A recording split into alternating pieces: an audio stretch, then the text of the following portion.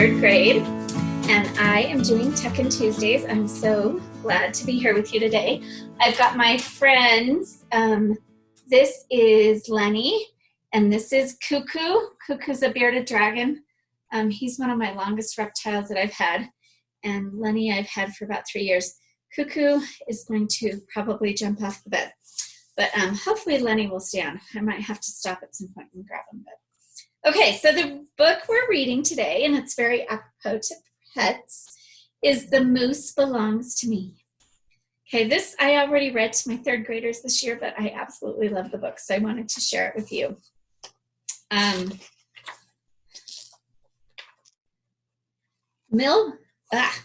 Wilfred owned a moose. He hadn't always owned a moose.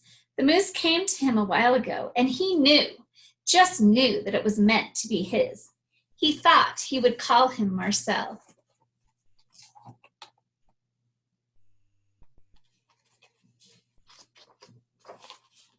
He began following Marcel, explaining the rules of how to be a good pet. Much of the time, it seemed as though the moose wasn't listening, but Wilfred knew he was.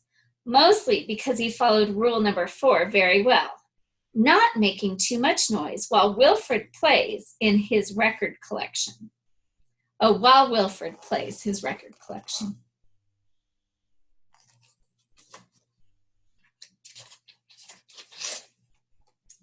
Sometimes the moose wasn't a very good pet. He generally ignored rule number 7, going whichever way Wilfred wants to go.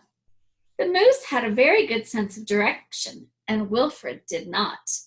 And because the moose was particularly poor on rule number 7, subsection B, maintaining a certain proximity to home, Wilfred quickly learned to bring some string along on their outings so he could find his way back home again.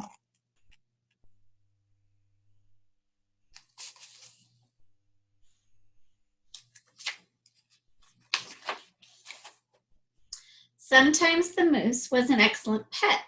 He had no trouble with rule number 11, providing shelter from the rain, or rule 16, knocking things down that are out of Wilfred's reach.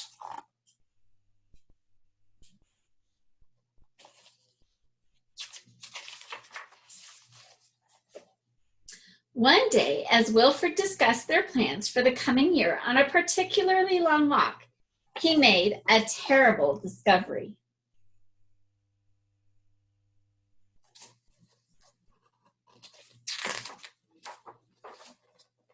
Someone else thought she owned the moose. Rodrigo, you're back.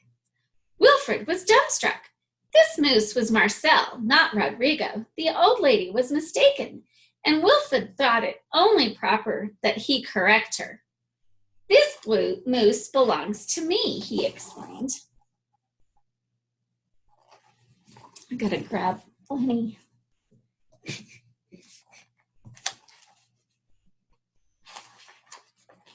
And to prove it, he called Marcel.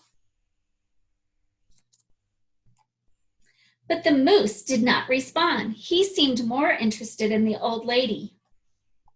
Notice she does have an apple. The moose went like that.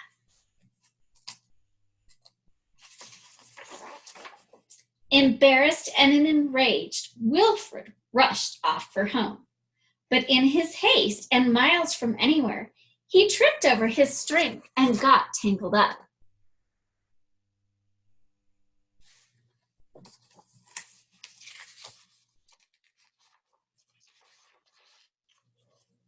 And there he lay. Wilfred was beginning to get a little bit worried.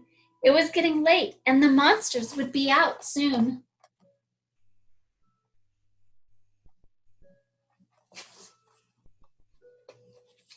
He had just ruled out the last of his options when along came the moose.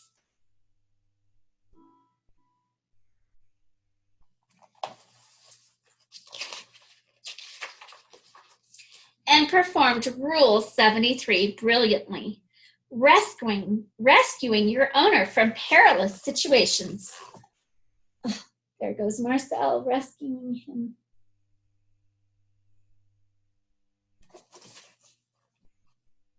Lenny seems interested in the book.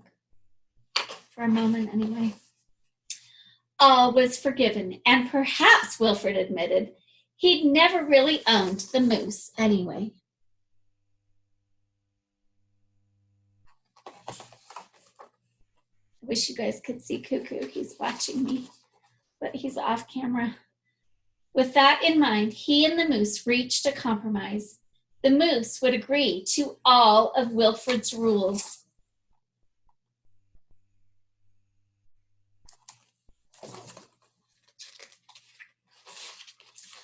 Whenever it suited him.